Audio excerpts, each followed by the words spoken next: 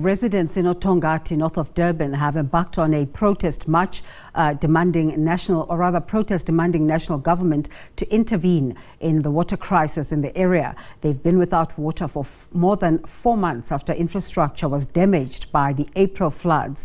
Our reporter Mlondi Radebe is watching that story. Very good morning to you, Bongane.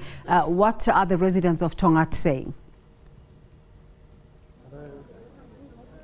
Thank you very much, Desiree. We are in oThongathi in Tongaat. The residents in this area, they are complaining about the water shortage. You'll remember that during the floods, the infrastructure that is next to this township was damaged by floods, and the municipality was saying that at the time it will take the municipality about 6 months to fix. In the meantime, they were going to be providing water in terms of they will be providing water with water tankers to the residents. But the residents, they are saying that this water tankering system is not working for them because municipality is providing water once in 7 days, of which it makes it difficult for them to live without water for more than 7 days. Next to me is Don Perman, who's coming from the Tongaat Civic Association, who will briefly tell us about the issues about this protest.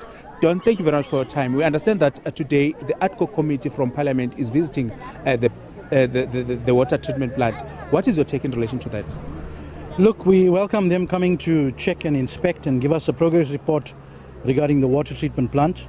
As local individuals, there was supposed to have been a PSC committee set up initially when ICON was handed over that project. I remember the councillors, both Councillor Nene and Dolly Munion, had discussed setting up a committee for which the public will be, or the community will be updated regularly. As of today, as it's more than a month now, the councillors have failed in terms of setting up that committee to update us.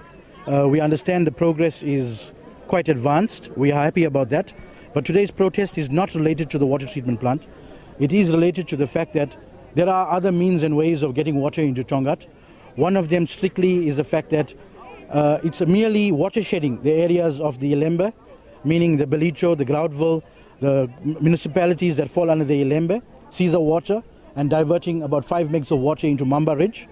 Watershedding the eThekwini areas of La Mercy, Seatides, Westbrook, Grange, Amshloti, and transferring that water into the Belvedere and into the Tongaat South reservoirs. I think it's just a lack of political will that is disappointing us here. This could have been done 3 months ago already. But because of MOUs that are in place regarding Amgeni Water, seems to be an organization of profit before people. What is very frustrating here is water passes through Tongaat, goes via the beach line to Belicho, goes via Ndwetwe into the other areas, but it doesn't come into our reservoirs in Tongaat. So that is really frustrating. We have submitted a plan to the Minister of Water, and we want him to instruct both eThekwini and Amgeni Water to watershed those areas and put water into our reservoirs immediately. I do understand there's been a connection line from Avondale, which is a 24 meg reservoir coming into Mamba Ridge, would help us, but Amgeni Water has refused to give us that water based on the fact that Ilembe has not agreed to watershed. Now, it's a simple thing of getting everybody around the table and instructing them to reduce 20% of their water and divert it into Tongaat. I cannot see why the political will is lacking to have this done. Don, briefly, I just wanted to understand from your side, you're talking about technical things, connecting of water. Are you maybe a professional in engineering or in... I like that question. I think Tongaat has an engineer now every 1 square meter or so. With the vast research that we have been doing, working together with eThekwini municipality and a few calls to Amgeni Water, we know that this is possible, and we know that it is merely an agreement that needs to be put in place. I do understand that there is some MOUs or so that have already been agreed upon, some risk assessments that have already been signed that can promise us water shortly into our tanks. But we need to hear it from the relevant heads of departments to say that there is a possibility that we can watershed and bring the water into our town. Gift of the givers came in drilling boreholes in around Tongaat. Was that not enough for the residents?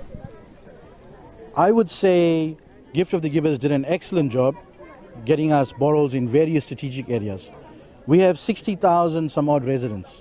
including the informal. We have an average of 17 boreholes that were dug by gift of the givers. We appreciate everything that they have done, but the water is just not enough. Municipality, when you look at it, which I think is a violation of our basic human rights, municipality initially was giving us 8 tankers to a ward. When you look at 8, we have 3 wards, it's about 24 tankers.